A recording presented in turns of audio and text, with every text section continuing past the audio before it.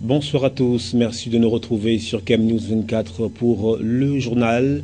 À la une, visite d'État du président français au Cameroun. Comment Yaoundé s'apprête-t-elle à accueillir François Hollande? La capitale politique du pays, séparée de ses plus beaux atours. La ville aux 7 collines a fait sa mue, des signes qui renseignent sur l'arrivée imminente d'un invité de marque. Nous ferons le point dans ce journal. Agriculture, le monde rural a rendez-vous avec l'histoire au mois de décembre prochain. C'est à la faveur du Salon international du machinisme agricole du Cameroun, le CIMAC, que va abriter le Palais des Congrès de Yaoundé. Les contours de cette rencontre des seigneurs de la terre ont été visités ce 2 juillet 2015 à Douala. Voilà madame, monsieur pour les titres du 20h sur Cam News 24. Bienvenue à tous. Nous vous le disions en titre, visite d'État du président français au Cameroun. Comment Yaoundé s'apprête-t-elle à accueillir François Hollande? La capitale politique du pays, séparée de ses plus beaux atours. La ville aux 7 collines a fait sa mue, des signes qui renseignent sur l'arrivée imminente d'un invité de marque. Comment la capitale politique du Cameroun, Yaoundé, s'apprête-t-elle à accueillir le chef de l'État français, François Hollande? Le reportage de Salomon Foué, Joseph Atiba et le récit de Donald Anyuzoa. Il est attendu au Cameroun en fin de journée ce 3 juillet 2015. Le président de la République française en provenance de Luanda en Angola arrive à Yaoundé dans le cadre d'une visite d'État. François Hollande est attendu avec des honneurs dus à son rang. En prélude à cette importante visite, dont l'agenda très surchargé ne semble pas cadré avec sa durée, la ville de Yaoundé s'est métamorphosée aux couleurs des pancartes et autres drapeaux des deux nations, symbole de l'amitié entre les peuples français et camerounais. Les emprises et les terre-pleins le long de l'itinéraire ont été soigneusement badigeonnés, alors que les employés de la société Isakam et ceux de la communauté urbaine de Yaoundé livrent une guerre sans merci aux ordures et autres immondices, histoire de maintenir propre la cité capitale, ne serait-ce que le temps d'une visite. La presse n'est pas en reste. Parmi les acteurs mobilisés pour relayer les échos de cette visite, le ministère de la Communication fait état de plus d'une centaine de titres en presse écrite, une cinquantaine de radios et une vingtaine de chaînes de télévision qui frappent aux portes de l'accréditation. Yaoundé et Paris, les relations sont au beau fixe. Cette pancarte semble trancher avec les appréhensions nourries de certains habitants de Yaoundé qui croyaient à un coup de froid entre le Cameroun et la France. La visite du président français est attendue. On a longtemps entendu dire que les relations entre le Cameroun et la France étaient devenues froides. C'était froide, alors maintenant on attend que le président français arrive et cause avec son homologue camerounais et qu'on puisse devenir le partenaire de la France comme on l'a toujours été.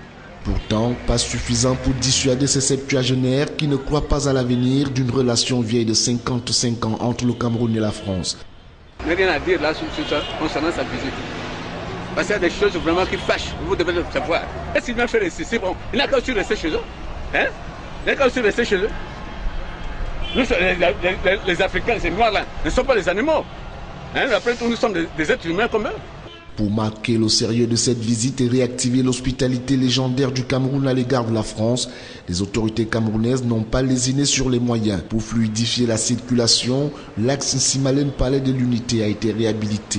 Les nids de poules ont été bouchés en procédure d'urgence le long de l'itinéraire présidentiel. L'éclairage public révisé, les rigoles curées pour parer à toute tentative d'inondation. Les feux de signalisation ont refait surface pendant que la sécurité veille au grain. Au Cameroun, on ne prépare pas que l'arrivée du président français François Hollande, on prépare également le cinquantenaire de la fête de la jeunesse. Et pour ce faire, le ministre Pierre Ismaël Bidunkwat de la jeunesse et de l'éducation civique a réuni ce 2 juillet 2015 à Yaoundé ses délégués, notamment 10 délégués des régions du tournant du Cameroun à travers justement une rencontre. Il était question pour Pierre Ismaël Bidunkwat et ses collaborateurs d'examiner et d'identifier les projets d'activité relatifs à la célébration en février 2016 du cinquantenaire de la fête de la jeunesse. Le point avec Jean-Pierre Bitongo, Marcel Vendor et Eric Bertantiche. Il s'agit de démontrer la place privilégiée que les pouvoirs publics accordent à la jeunesse camerounaise. Ainsi pense-t-il qu'il serait important d'impliquer d'autres personnalités nationales et internationales afin de rehausser le prestige de cet événement. Il pense notamment au duc d'Édimbourg qui, à travers le mérite et l'excellence de la jeunesse qu'il promeut, pourrait rehausser de sa présence certaines activités. On vient de rappeler que c'est un événement dont l'importance est avérée. Il s'agira, au cours de cette célébration, de démontrer une fois de plus, à travers les activités qui seront organisées, la place privilégiée que les pouvoirs publics accordent à notre jeunesse. Les activités à proposer à cet effet devraient être prestigieuses et originales. C'est le lieu ici de signaler que le Cameroun est en concurrence avec le Ghana, le Sénégal et le Nigeria pour accueillir cette illustre hôte. Heureusement, le responsable Afrique du mérite international de la jeunesse a déjà eu à apprécier en février 2015 le dynamisme et le savoir-faire des Camerounais à travers sa participation à la rencontre des ministres de la jeunesse du Commonwealth. Agriculture, à présent, le monde rural a rendez-vous avec l'histoire au mois de décembre prochain. C'est à la faveur du Salon international du machinisme agricole du Cameroun, le CIMAC, que va abriter le palais des congrès de Yaoundé. Les contours de cette rencontre des seigneurs de la terre ont été visités ce 2 juillet 2015 à Douala au cours de la cérémonie de lancement du 10 salon dans la région du littoral. Benoît Ndogmo et Apollinaire Zobelbon nous en disent davantage. C'est pour la première fois de l'histoire de l'agriculture que le Cameroun va abriter une rencontre de telle envergure. Plus de 800 000 exposants venant des pays d'outre-mer vont pendant près d'une semaine mettre à la disposition des visiteurs les nombreux produits du sol, fruits d'une agriculture tournée vers la mécanisation. Il sera également question de partager les expériences venues d'ailleurs avec les agriculteurs locaux. Cet échange d'expériences permettra sans nul doute au Cameroun, engagé sur la voie d'une agriculture de seconde génération, d'en tirer profit. Il y a une telle richesse au Cameroun qui n'est pas exploitée jusqu'au bout. En faisant un salon de cette envergure avec des sociétés étrangères qui vont participer et qui vont voir d'excellents produits locaux et qui vont amener de nouvelles technologies et qui vont amener de la mécanisation. On pourra exporter ces produits, on pourra trouver des coopérations avec des sociétés étrangères. Pour assurer la pleine réussite de cet événement, la Chambre d'agriculture, des pêches, de l'élevage et des forêts a voulu mettre les petits plats dans les grands, d'où le lancement officiel du CIMAC ce 2 juillet 2015 à Douala. Lancement au cours duquel les acteurs du monde rural présents à la cérémonie ont été édifiés sur les tenants et les aboutissants d'un tel rendez-vous. L'affaire se met entièrement à solliciter du moins les appuis de tout le monde. C'est pourquoi les réunions régionales, pour qu'il y ait suffisamment d'exposants et que les visiteurs soient informés à temps. Il y aura un salon au mois de décembre avec tout l'ensemble des pavillons qu'il y aura. Après cette rencontre de Douala, les préparatifs vont se poursuivre à l'intérieur de tous les maillons de la chaîne agricole basée dans la région du littoral et dans les autres régions du pays. Ceci afin d'assurer à la rencontre de Yaoundé plein succès. Parlons santé à présent. Lutte contre le sida. En 2015, le Comité national de lutte contre cette pandémie en conclave à Yaoundé. La réduction du taux d'infection au moyen de la distribution de plus de 40 millions de préservatifs était au cœur de l'évaluation des activités du CNLS. Les détails avec Salomon Foué, Joseph Atiba et Michel Atiba. La réunion statutaire du Comité national de lutte contre le sida s'est tenue ce 1er juillet 2015 à Yaoundé, sous la présidence du ministre de la Santé publique, André Mamafouda. 3 points étaient inscrits à l'ordre du jour. Il s'agissait en effet de valider le rapport annuel du plan d'activité pour le compte de l'année 2014, présenter le plan d'action 2015 et suivre la présentation d'un nouveau concept baptisé Aline que l'UNICEF entend introduire dans le dispositif de lutte contre le sida. Des différents exposés déroulés dans la salle des travaux, il apparaît que le Cameroun est crédité d'efforts considérables dans la lutte contre cette pandémie, notamment dans les volets relatifs à la prévention à travers la sensibilisation, la prise en charge des maladies et la disponibilité des antirétroviraux. En 2014, nous pouvons retenir que la prévention évolue bien parce que nous avons tout de même une action visible, à savoir 40 700 000 préservatifs qui ont été distribués sur l'ensemble du pays. Nous disons qu'on pourrait croire que c'est un chiffre important, mais en fait, ça représente 300 000 préservatifs qui sont utilisés dans des délais relativement courts, c'est-à-dire 100 000 par jour. Mais quand on connaît la population active, 100 000 préservatifs par jour, c'est pas assez. Des statistiques révélées par André Mamafouda, le ministre de la Santé publique, il ressort que 40 700 000 préservatifs ont été distribués au Cameroun pour la seule année de 2014, soit une moyenne d'utilisation de 100 000 préservatifs par jour. Toujours au Cameroun, 145 000 malades sont sous traitement sur les 600 000 déclarés séropositifs. Ouvrons notre petite page des sports et rendons-nous tout de suite dans la région de l'extrême nord où les athlètes de l'université de Maroua, lauréats de la 18e édition des Jeux universitaires, font féliciter. C'était à l'occasion de la cérémonie de présentation des médailles. Une cérémonie qui s'est déroulée en présence de toute la crème des autorités universitaires de Maroua, au premier rang desquels le recteur de cette institution. Reportage Célestin Tabouli-Succès.